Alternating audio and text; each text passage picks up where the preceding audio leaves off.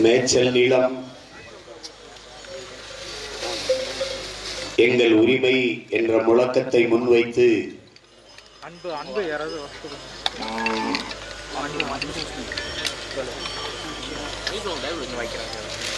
ஆடு மாடுகளின் மாநாடு இங்கே நடந்து கொண்டிருக்கிறது.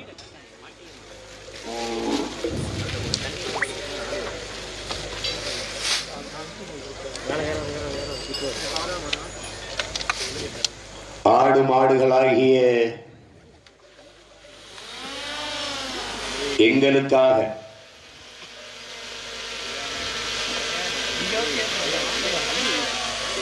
நடந்து கொண்டிருக்கிற இந்த மாநாட்டிலே ஆடு மாடுகளாகிய எங்களின் உரிமைக்காக மதுரை மண்ணிலே இந்த விராதனூரிலே நடந்து கொண்டிருக்கிற இந்த மாநாட்டிலே பங்கேற்றிருக்கிற எங்களுடைய மெய்ப்பர்களாகிய ஆயர்குடி சொந்தங்களே,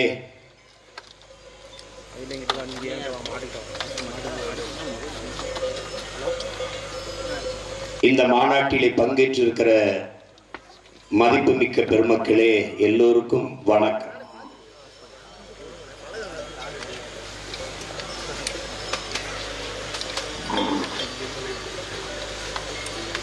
எத்தனையோ நிகழ்விலே எவ்வளவோ கூட்டங்களிலே மாநாட்டிலே பேசிய நான்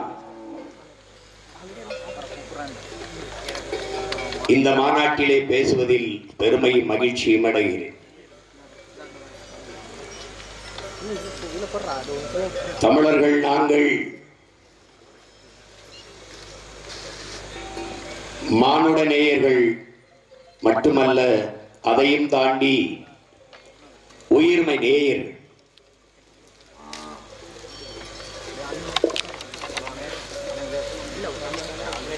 எங்களுடைய வள்ளுவ பெருமகனார்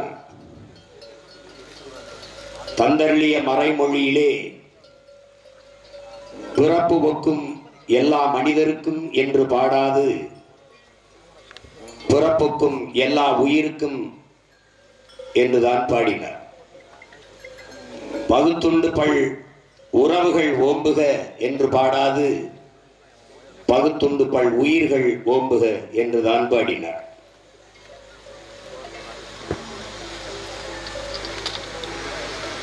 காக்கை குருவி எங்கள் சாதி, நீல் கடலும் மலையும் எங்கள் கூட்டம் என்றுதான் பெரும்பாவளன் பாட்டன் பாரதி பாடினார். வாடிய பயிரை கண்டபோதெல்லாம் வாடினேன் என்று பயிருக்கும் உயிர் இருக்கிறது என்று வாடி நின்ற வள்ளலார் பெருமக்களின் பெருமகனாரின் வாரிசுகள் நாங்கள்.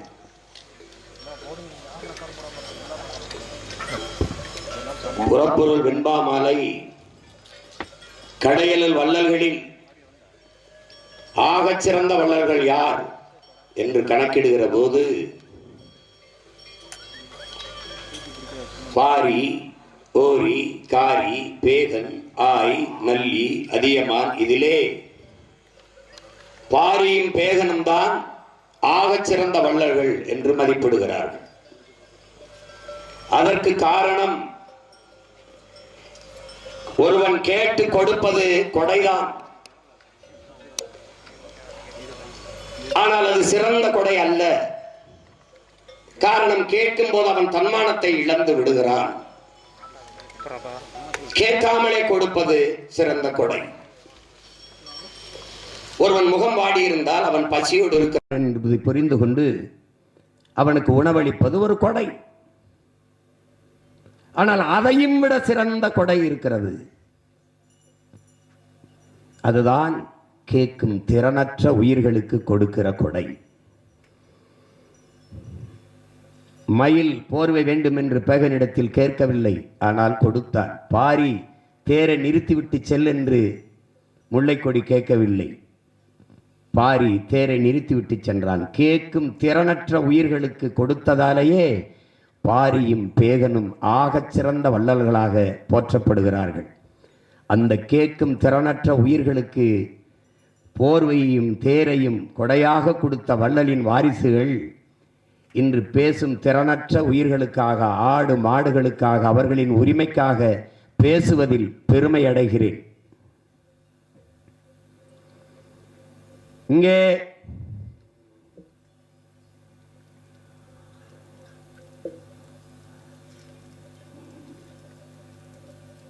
முன்னாடி நிற்கிற ஆடு மாடு என்பது எங்களுடைய செல்வங்கள், எங்களுடைய வாழ்க்கையோடு, எங்கள் கலாச்சாரம் பண்பாட்டோடு இணைந்து வாழ்கிற போற்றத்தக்க உயிரினங்கள். என்னரும் தமிழ் பெருமக்களே, என்னிலும் இளைய என் தம்பி தங்கைகளே, கல் தோன்றி மண் தோன்றா காலத்தே வாளோடு முன்தோன்றிய மூத்த குடி தமிழ் குடி என்று சொல்வதெல்லாம் தமிழர்கள் இப்படித்தான் எப்போதும் பழம்பெருமையை பேசிக் கொண்டிருப்பார்கள் என்று நம்மை ஏளனம் பேசுவார்கள், கேலி பேசுவார்கள். மண் தோன்றுவதற்கு முன்பு இவர்கள் தோன்றிவிட்டார்களாம் என்றெல்லாம் கேலி பேசுவார்கள். கல் தோன்றி மண் தோன்றா காலத்தை என்றால் கல் தோன்றிவிட்டது, மலை தோன்றிவிட்டது, மண் தோன்றவில்லை, நிலம் தோன்றவில்லை. முதல் திணை குறிஞ்சி திணை, குறிஞ்சி நிலம், மலையும் மலை சார்ந்த இடமும். அங்கு வாழ்ந்த மக்கள் குறிஞ்சி நிலம் அதிகமாக, இங்கு குறிஞ்சி பூக்கள் அதிகமாக இருந்ததால் அந்த நிலத்திற்கு பெயர் பின்னாடி வந்த நமது முன்னவர்கள் குறிஞ்சி திணை, குறிஞ்சி நிலம் என்று பகுத்து வகுத்தார்கள். அங்கு வாழ்ந்த மக்கள் குன்றவர்கள் என்று அழைக்கப்பட்டார்கள். பிறகு காலப்போக்கில் இன் உச்சரிப்பு குன்றி குன்றி குன்றி குறவர்கள் என்று அழைக்கப்பட்டார்கள். ஆதி தமிழ்குடி, ஆதி தாய்க்குடி குறவர் குடிதான். அந்த குடியின் தலைவன், அந்த நிலத்தின் இறைவன் தான் நம்முடைய திருமுருக பெருமகனார்.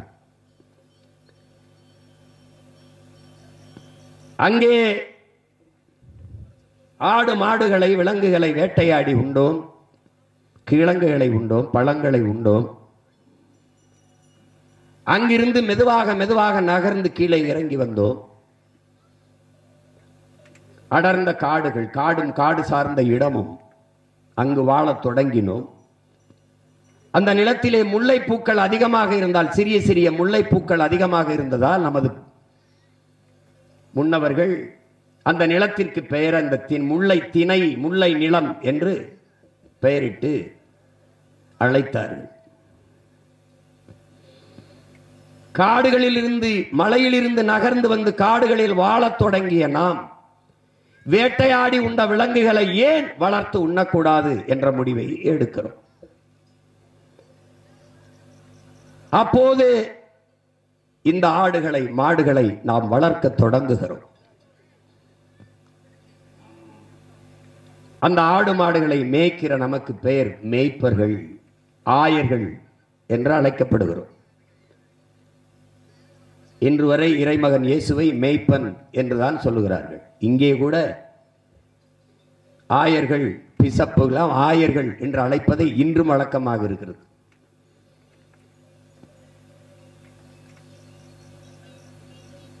அங்கே ஆடு மாடுகளை எண்ணுவதற்கு அங்கேயே நாம் 1-2 எண்ணை கண்டுபிடித்து விடுகிறோம். அதற்கு சான்றாக நம்முடைய மறையில் வள்ளுவ பெருமகனார் தன் குரலிலே எழுத்தன்ப ஏன எண்ணன்ப என்று பாடாது, எண்ணன்ப ஏன எழுத்தன்ப இவ்விரண்டும் கண்ணன்ப வாழும் உயிருக்கு என்றுதான் பாடுகிறார். முதலில் எண்ணை வைத்து பாடுகிறார். எழுத்து தோன்றுவதற்கு முன்பே என் தோன்றி விடுகிறது, தோன்றிவிட்டது என்று சொல்கிறார். எண்களை கண்டுபிடித்து கொடுத்த இனம் ஆயர்குடி. ஆயர்குடி மக்கள் மேய்ப்பர்கள் நாம். ஆடு மாடுகளை எண்ணுவதற்கு 1-2 கண்டுபிடித்த கூட்டம். இரண்டாவது பெரிய தாய்க்குடி ஆயர்கள், மேய்ப்பர்கள். கல் தோன்றிவிட்டது, குறிஞ்சி நிலம், மலை சார்ந்த இடம். காடு தோன்றிவிட்டது, இரண்டாவது இடம். நிலம் தோன்றவில்லை, மண் தோன்றவில்லை. இந்த காடும் காடு சார்ந்த இடத்திலே, முல்லை நிலத்திலே வாழ்ந்த நாம் அந்த குடிகளின் தலைவனை தேர்வு செய்தோம். ஆயர்குல தலைவன், அங்கே ஒரு தலைவனை தேர்வு செய்தோம். அவன் கையிலே ஒரு கோலை கொடுத்தோம். கோல், என் அன்பு சொந்தங்களே, கோ என்றால் பசு, கோ மாதா என்று நாம் அழைக்கிறோம். கோ என்றால் வேந்தன், அரசன், கோன் என்று பொருள். இளங்கோவன், இளைய அரசன், இளவரசன் என்று பொருள். இன்றும் நமது பெயர்களை கோவேந்தன் என்றெல்லாம் வைத்துக் கொள்கிறோம். இந்த கோ அதிலிருந்து தான், கோ என்றால் பசு, அதிலிருந்து தான் ஆங்கில சொல் கவ் வருகிறது. கவ் என்றாலும் பசுதான் குறிக்கிறது.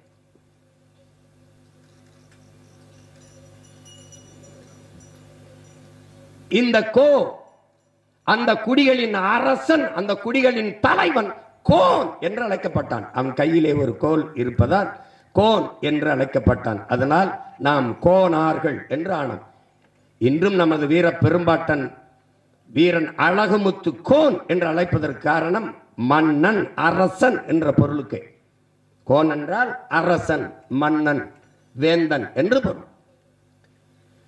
இரண்டாவது தாய்க்குடி ஆடு மாடுகளை மேய்த்த மேய்ப்பர் குடி, ஆயர் குடி, கோன். அந்த குடிதான் மானுட குலத்தின் இரண்டாவது பெரிய தாய்க்குடி. அங்கிருந்து கீழே இறங்கினோம்.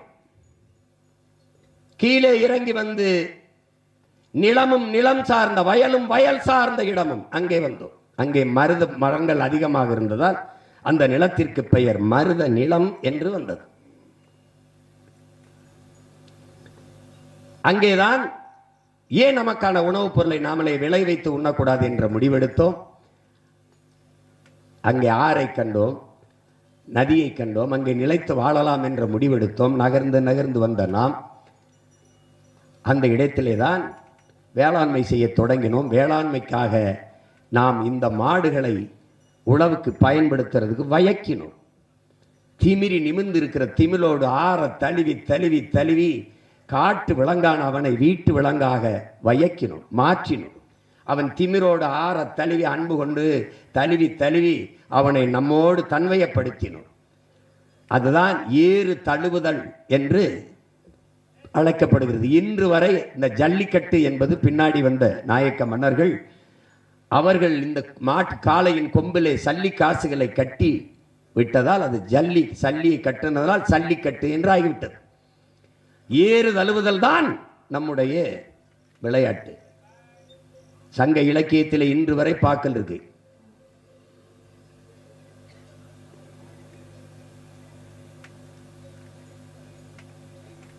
அறிவார்ந்த தமிழ் சமூக தம்பி தங்கைகள் அன்றிலிருந்து நம்மோடு ஒரு உறவினனாக, உடன் பிறந்தவனாக நம்மோடு இணைந்து இந்த ஆடுகளும் மாடுகளும் வாழ்ந்து கொண்டிருக்கிறது. கொல்லேற்று கோடஞ்சு வானை மறுமையும் புல்லாலே ஆய மகள் என்று இருக்கிறது. காளையை அடக்குவதற்கு அஞ்சுவானையானால் அஞ்சுகிற ஆண்மகனை அடுத்த பிறப்பிலும் மனம் செய்ய ஆயமகள் அஞ்சுவாள். அவன் கோளை என்று கருதப்படுகிறான். கொல்லேற்ற கோடஞ்சுவானை மறுமையும் புல்லாலே ஆயமகள் என்று சங்க இலக்கியத்திலே பாட்டு இருக்கிறது. அப்ப இருந்து நாம் இந்த ஏறுதழுவி வருகிறோம். அந்த காளையை பழக்கி வயக்கி உழவுக்கு பயன்படுத்தினோம். அன்றிலிருந்து நம் குடும்ப உறுப்பினராக, உடன் பிறந்த ஒருவனாக நம்மோடு இருப்பது இந்த மாடுகள். அப்ப மூன்றாவது நிலம்தான் மண். கல் தோன்றிவிட்டது, மண் தோன்றவில்லை. மூன்றாவது நிலமான குறிஞ்சி மருத நிலம் தோன்றுவதற்கு முன்பே அந்த கல் தோன்றிய குறிஞ்சி நிலத்திலே வாழ்ந்தவர்கள் தமிழர்கள். கல் தோன்றி மண் தோன்றா காலத்தை வாளோடு முன் தோன்றிய மூத்த குடி என்று அந்த நமக்கு உணர்த்துகிறது. அறிவார்ந்த தமிழ் சமூக மக்கள், என்னரும் தம்பி தங்கைகள் புரிந்து கொள்ள வேண்டியது, இரண்டாவது நிலமான காடும் காடு சார்ந்த இடத்திலே முல்லை நிலத்திலே வாழ்ந்த நம் மக்கள், முல்லை நிலத்திலே வாழ்ந்த நமது செல்வங்கள் ஆடும் மாடும். அதே காட்டுக்குள் இன்றைக்கு நம் ஆயர்குல மக்களும் இந்த ஆடும் மாடும் காலடி வைக்க கூடாது என்கிற தடையை எப்படி ஏற்பது என்பதைத்தான் அறிவார்ந்த மக்களிடத்திலே உங்கள் மகன் எழுப்புகிறேன். அதே காட்டுக்குள் அதே மலையடிவாரத்தில் உன் மாடு ஆடும் நுழைய கூடாது, என் மேய்ப்பர்கள் என் ஆயர் குடி கால் வைக்க கூடாது என்றால் அந்த தடையை தகர்க்காமல் இருப்பது போல ஒரு கொடுமை ஏதாவது உண்டா என்பதை எப்படி இது?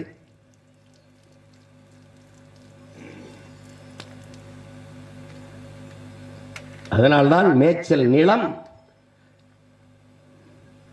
எங்கள் உரிமை என்ற முழக்கத்தை வைத்து இந்த மாநாட்டை ஆடும் மாடும் நடத்தி கொண்டிருக்கிறது.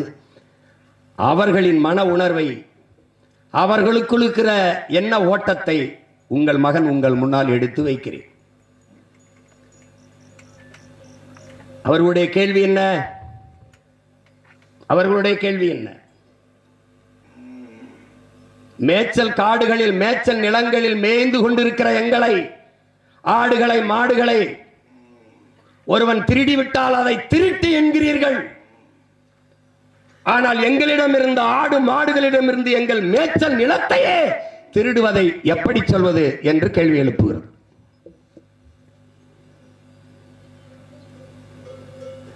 நாடு உங்களது என்றால் காடு எங்களது இல்லையா? அந்த காட்டில் எனக்கு உரிமை இல்லையா?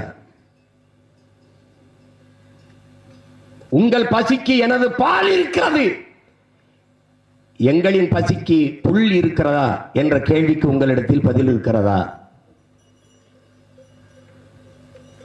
பதில் இருக்கிறதா?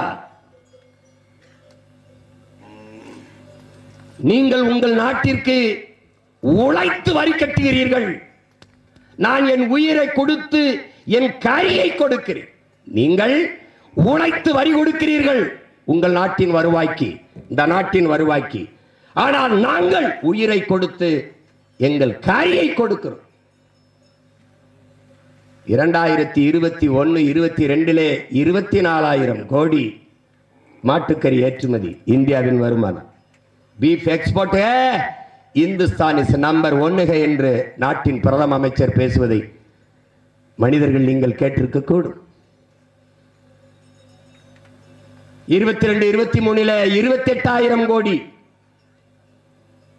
23-24 ஆண்டிலே 30,000 கோடி வருவாய் எங்களுடைய கரியை விற்று ரத்தத்தை ஊருக்கி பாலாக உங்களுக்கு கொடுக்கிறோம்.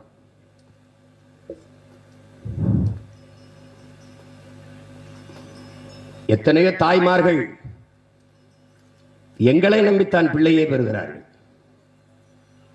அவர்கள் ஓராண்டு பால் ஊட்டி அதோடு நிறுத்தி விடுகிறார்கள்.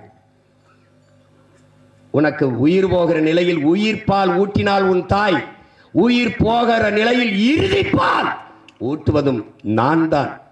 பசுதான் கடைசி பால் உன் தாயின் மார்பிலிருந்து ஊற்றப்படுவதில்லை. என் உடன் பிறந்தானே பசுவின் பாலைத்தான் ஊட்டுகிறார்கள். இறுதி பால் ஊட்டுகிற தாய் நம் முன்னாடி கூடி நிற்கிற இந்த பசுக்கள் தான் என்பதை அறிவார்ந்த தமிழ் சமூக மக்கள் புரிந்து கொள்ள வேண்டும்.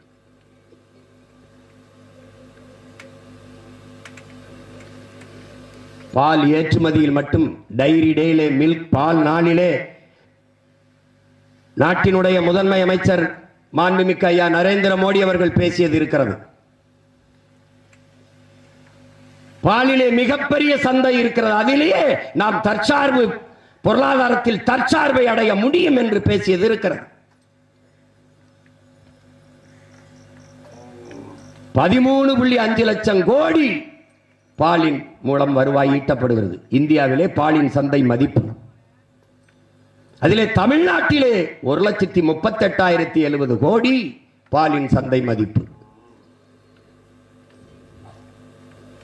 ஆனால் மனிதர்கள் நீங்கள் 1,38,070 கோடி பாலின் சந்தை மதிப்பு. அதை விட்டு நீங்கள் 50,000 கோடிக்கு சாராயம் வித்து குடிக்க வச்சு எண்ணற்ற தாய்மார்களின் தாலி அறுத்துக் கொண்டு இருக்கிறீர்கள்.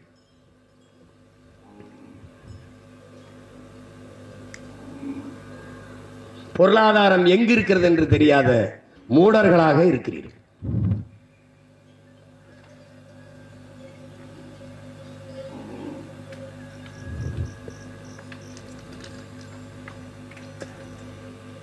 நாங்கள்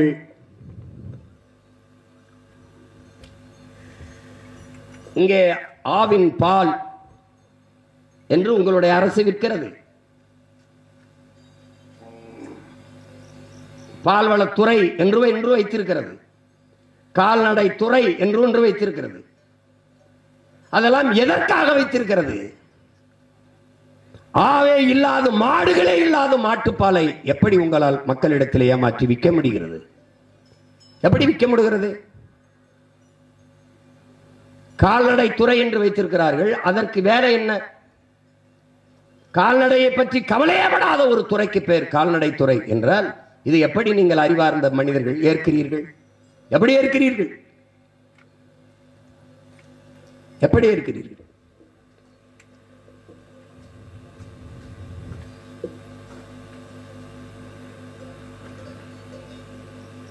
உங்கள் காலுக்கு செருப்பு எங்களின் தோல், உங்கள் தோளிலே பை, உங்கள் தோளுக்கு பை எங்களின் தோல்.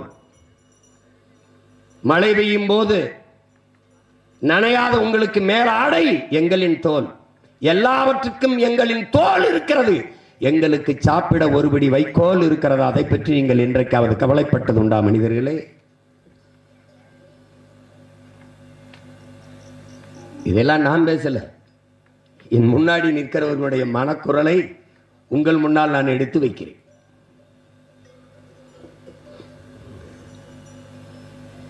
பிரேசில்ங்கிற ஒரு நாடு 2 கோடி ஹெக்டேரில் மேய்ச்சல் நிலம் வைத்திருக்கிறது. நியூசிலாந்து 25 லட்சம் ஹெக்டேர் மேய்ச்சல் நிலங்களை வைத்திருக்கிறது. ஆஸ்திரேலியா 3.5 கோடி ஹெக்டேர் விளைநிலங்களை வைத்திருக்கிறது. கென்யா ஒரு சின்ன நாடு 1 கோடி ஹெக்டேர் விளைநிலங்களை வைத்திருக்கிறது, மேய்ச்சல் நிலங்களை வைத்திருக்கிறது. இந்தியா 1.7 கோடி ஹெக்டேர் மேய்ச்சல் நிலங்களை வைத்திருக்கிறது என்று விவரங்கள் சொல்லுது. அதிலே தமிழ்நாடு 12 லட்சம் ஹெக்டேர் விளை மேய்ச்சல் நிலங்களை வைத்திருக்கிறது என்று சொல்லுகிறார்கள். அது குறிப்பாக கிருஷ்ணகிரி, தருமபுரி, சேலம், நாமக்கல், நீலகிரி இங்கெல்லாம் மேய்ச்சல் நிலங்கள் இருப்பதாக கணக்கிலே சொல்கிறார்கள். கிருஷ்ணகிரி தருமபுரியிலே 3 லட்சம் ஹெக்டேர், நீலகிரியில் 1 லட்சம் ஹெக்டேர், திருவண்ணாமலையில் 1.5 லட்சம் ஹெக்டேர் மேய்ச்சல் நிலங்கள் இருக்கிறதாக சொல்லுகிறார்கள். இருக்கிறதா என்ற கேள்வியை நீங்களே எழுப்பி பாருங்கள். 12 லட்சம் ஹெக்டேரிலே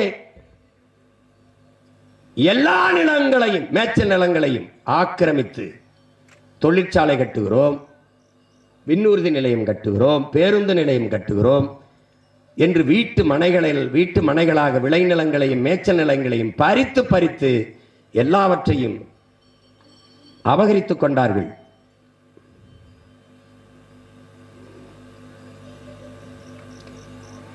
உங்களுக்கு பால் வேண்டும், மோர் வேண்டும், தயிர் வேண்டும், நெய் வேண்டும், சீஸ் பாலாடை கட்டி வேண்டும், வெண்ணெய் வேண்டும். எல்லாவற்றையும் வக்கணையா திங்கிற வெண்ணெய்கள் நாங்கள் எதை திம்போம் என்று ஒரு தடவை கூட யோசிக்கிறது இல்லை. மேய்ச்சல் பெரம்போக்கு என்று பல லட்சக்கணக்கான ஏக்கர் நிலங்கள் இருந்தது. அத்தனை புறம்போக்குகளையும் இந்த புறம்போக்குகள் திருடிக் கொண்டதால் நாங்கள் இன்றைக்கு சுவரிலே ஒட்டுகிற சுவரொட்டியை திங்க வேண்டிய நிலைமை, போஸ்டரை திங்க வேண்டிய நிலைமை, நெகிழி, குலைமம், தமிழில் சொன்னால் உங்களுக்கு வேற புரியாது, பிளாஸ்டிக், பாலித்தீன் இதுகளை தின்று சாக வேண்டிய நிலைமைக்கு தள்ளப்பட்டிருக்கிறோம்.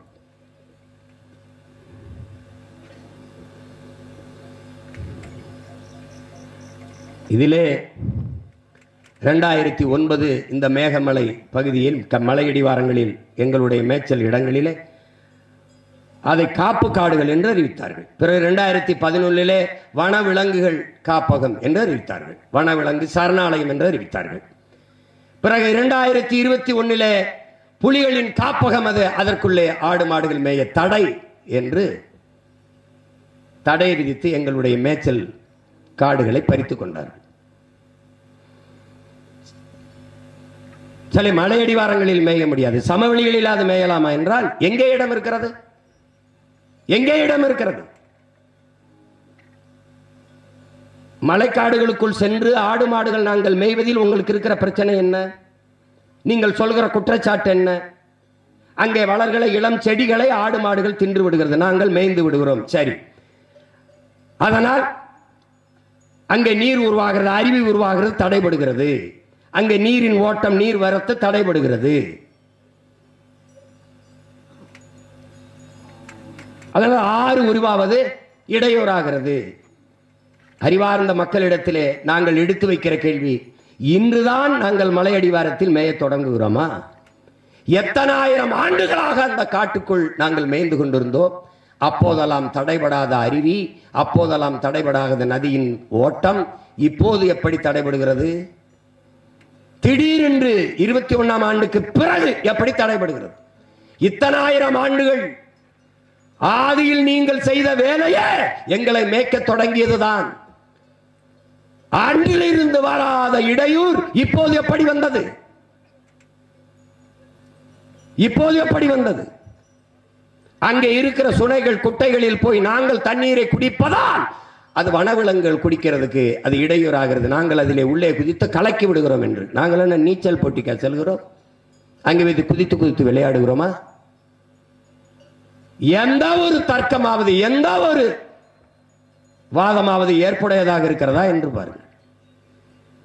வெளியிலே இருந்து உள்ளே மேய போகிற நாங்கள் இங்கே இருந்து நோயை கொண்டு போய் வனவிலங்குகளுக்கு, காட்டு விலங்குகளுக்கு பரப்பி விடுகிறோம் என்கிறார். எங்களால் உங்களுக்கு பரப்பப்பட்ட நோய் எத்தனை? குறிப்பாக கொரோனாய் நோய் வந்து செத்த ஆடு மாடுகள் எத்தனை? எத்தனை? எந்த நோயை கொண்டு பரப்பினோம்? எந்த நோயை கொண்டு போய்? ஆரையும் அறிவையும் அவ்வளவு அக்கறையாக பாதுகாப்பவர்களா நீங்கள்? நொய்யல் ஆறு என்று ஒரு ஆறு இருக்கிறது, அந்த ஆறின் நிலை என்ன? சாக்கடை கழிவும் ஆலை கழிவையும் சாய கழிவையும் கொட்டி அந்த நதியவே சாகடித்து விட்டீர்கள். ஒரு வாய் தண்ணி ஆடு மாடுகள் நாங்கள் குடிக்க வாய்ப்பு இருக்கிறதா? இல்லை நீங்களாவது பயன்படுத்தும் நிலையிலே அந்த நதி இருக்கிறதா? நீங்கள் சொல்லுகிறது மேகமலையில் நாங்கள் இந்த மலையில் மேய்வதற்கு காரணம் வைகை நதி உருவாகிறதை தடைப்படுத்துகிறோம் என்று. நதியை நீங்கள் நதியாக வைத்திருக்கிறீர்களா? வைகை ஆறு என்ற ஆறாக இருக்கிறதா? மதுரை மக்களின் சாக்கடை கழிவு ஓடுகிற காவாயாக இருக்கிறதா என்பதை அறிவார்ந்த மக்கள் நீங்களே சொல்லுங்கள். 32 ஆறையும் அதில் மண்ணள்ளி வித்து நாசம் பண்ணியது யார்? மலைகளை கல்குவாரி என்று வெட்டி, எம்சான் என்று வெட்டி நொறுக்கி தாயின் மாறை கரியாக பார்த்தவர்கள் யார்? ஐந்தறிவு கொண்ட மானிடர்களே, உங்களை பெற்ற தாயின் மார்பில் நீங்கள் மட்டும்தான் பால் குடிக்க முடியும், பால் குடிப்பீர்கள். ஆனால் பூமி தாயின் முளை மார்பிலே உலக உயிர்களின் தாய் அவள். உலக உயிர்களுக்காக பாலை சுரக்கிறாள் அருவியை. அது மனிதர்களுக்கு மட்டுமானது அல்ல. ஆடு மாடுகள், புல்லு பூண்டு, நாய் நரி கொக்கு காகம் குருவி தே பூச்சி வண்டு எல்லாவற்றுக்கும் பூமி தாயின் மார்பிலே இருந்து வருகிற பால் அருவி ஆறு. அதை உங்களுக்கு உடமையானது என்று கருதி மணலை அவலம்பித்து ஆரை சாகடித்தது யார்? அந்த நதி உங்களின் உடமையா?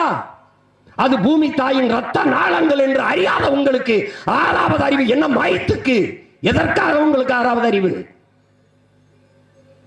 மணலை அள்ளிவிட்டால் ஆறு மரணித்து விடும் என்கிற அடிப்படை அறிவு இல்லாத நீங்கள் உங்களுக்கு எதுக்கு அறிவியல், புவியியல், இயற்பியல், உயிரியல், வேதியியல் எல்லாம் எதற்காக எதற்காக படிக்கிறீர்கள்?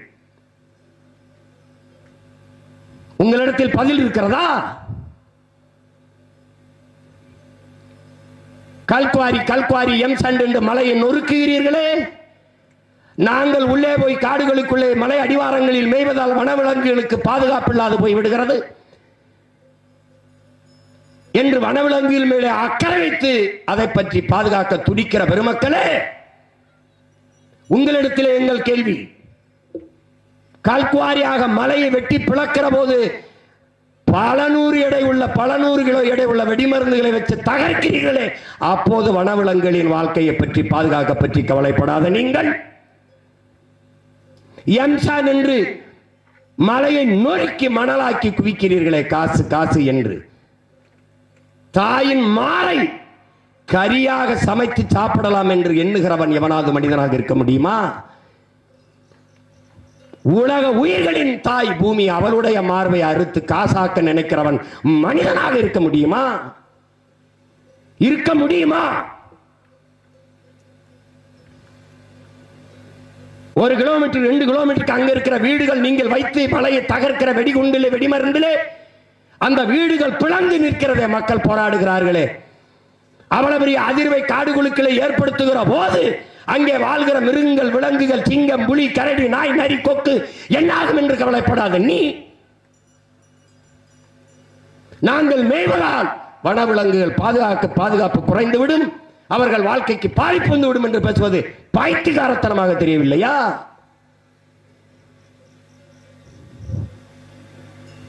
மேற்கு தொடர்ச்சி மலையின் தொடக்கம் கேரளா, அதனுடைய அடுத்த தாய கன்னியாகுமரி, அடுத்தது கேரளாவிலே தேவை கற்கள் கட்டுமானத்திற்கு, கேரளாவிலே தேவை மலை மணல் கட்டுமானத்திற்கு. அவர்கள் மலையை தொடவில்லை. ஏன்? அவன் மண்ணை நேசிக்கிறான், அந்த மண்ணின் மகன் தலைவனாக இருக்கிறான், அவன் அதை தாயின் மாறாக பார்க்கிறான். அவனுக்கு துறைமுகம் கட்ட மணல், அவனுக்கு சாலை போட மணல், அவனுக்கு துறைமுகம் கட்ட கற்கள், அவனுக்கு கட்டடம் கட்ட கற்கள், அவனுக்கு கட்டடம் கட்ட மணல். அவன் மலையை பத்திரமாக வைத்துட்டு என் தாயின் முளையை கன்னியாகுமரியில் அறுக்கிறானே, அனுமதி கொடுத்தவன் எவன்? அந்த மலையை கல்குவாரி என்று வெடிமருந்து வச்சு தகர்த்து நொறுக்கும் போது பாதிக்கப்படாத வனவிலங்குகளின் வாழ்க்கை நாங்கள் அடிவாரத்திலே மேய்கிற போது பாதிக்கப்பட்டு விடும் என்றால் யார் ஏற்பது? யார் ஏற்பது?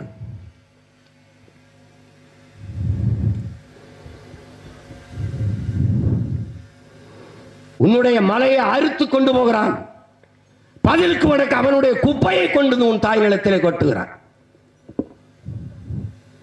இதை சகித்துக் கொண்டிருக்கிற நீங்கள்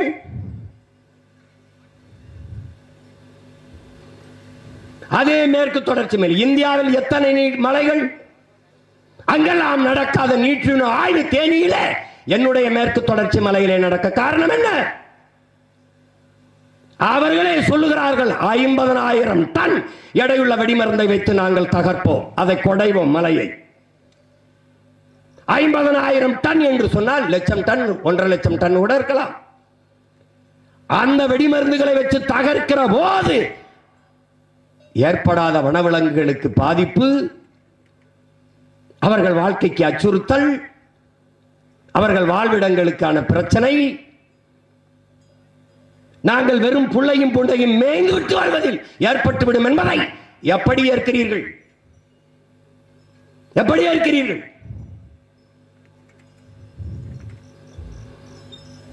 கடைசி மூச்சு வரை கத்தி கத்தி சத்தான இயற்கை வேளாண் விஞ்ஞானி, ஒரு வேளாண் பேரறிஞன் உங்கள் நம்மாழ்வார்.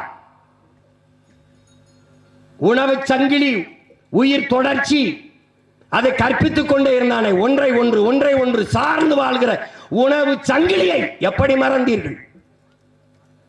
காடுகளுக்குள் நாங்கள் மேயும் போது எங்களை புலி திங்கும், சிங்கம் திங்கும் தெரிந்துதான் எங்கள் ஆயர்கள் அனுப்புகிறார்கள். அவர்களுக்கும் சேர்த்துத்தான் எங்களை மேய்க்கிறார்கள். காடு புலிகளுக்கும் யானைக்கும் சிங்கத்துக்கும் சொந்தம், எங்களுக்கு சொந்தம் இல்லையா? எதற்காக காட்டிலே வாழ்ந்த எங்களை வீட்டுக்கு ஓட்டி வந்தீர்கள்? வெக்கம் இருக்கிறதா? மானம் இருக்கிறதா? இந்த கேள்விக்கு உங்கள்கிட்ட பதில் இருக்கிறதா? நான் காட்டு விலங்கா வீட்டு விலங்கா? காட்டு விலங்கு என்னை வீட்டு விலங்காக ஆக்கினீர்கள். இன்று காடு எனக்கு சொந்தமில்லை என்றால் எப்படி ஏற்பது? சட்டம் என்கிறீர்கள். சட்டைக்கு உடலா, உடலுக்கு சட்டையா? உலகத்தீரே, மக்களின் நலனுக்காக சட்டங்களும் திட்டங்களுமா, சட்டத்திற்காக மக்களா?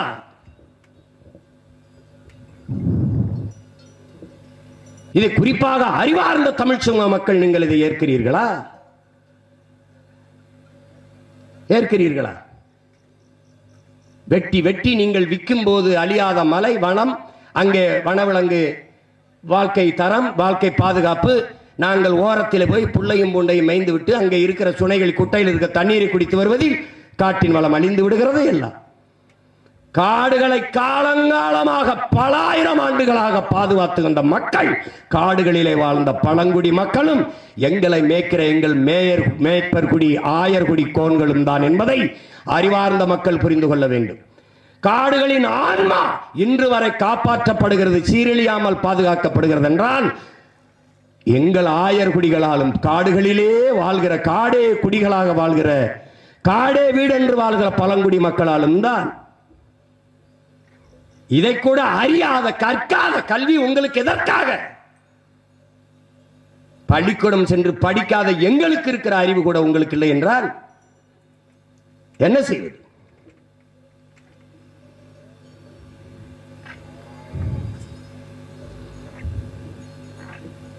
அற்ப உயிர் என்று கருதுவது, எங்களை கேவலமாக பேசுவது. பள்ளிக்கூடத்தில் ஒரு மாணவனுக்கு படிப்பு சரியாக வரவில்லை என்றால் ஆசிரியர் பெருமக்கள் நன்றாக சொல்லிக் கொடுங்கள். அதற்குத்தானே ஊதியம், அதுதானே உங்கள் பணி. ஒரு முறை பதியவில்லை என்றால் திரும்ப மறுமுறை சொல்லிக் கொடுங்கள். மறுமுறை என்றால் 3வது முறை 4வது முறை சிறப்பு பயிற்சி வைத்து கூட கற்றுக் கொடுங்கள். அதை விட்டுவிட்டு ஆடு மாடு மேய்க்கத்தான் லாயக்கு என்றால் ஆடு மாடு மேய்ப்பது அவ்வளவு இழிவு அவமானம் ஆகிவிட்டதா? ஆடும் மாடும் மேய்ப்பது அவமானம் அல்ல, வெகுமானம், வருமானம் என்பதை உணராத வரை உன் நாடு பொருளாதாரத்தில் வளராது. ஒரு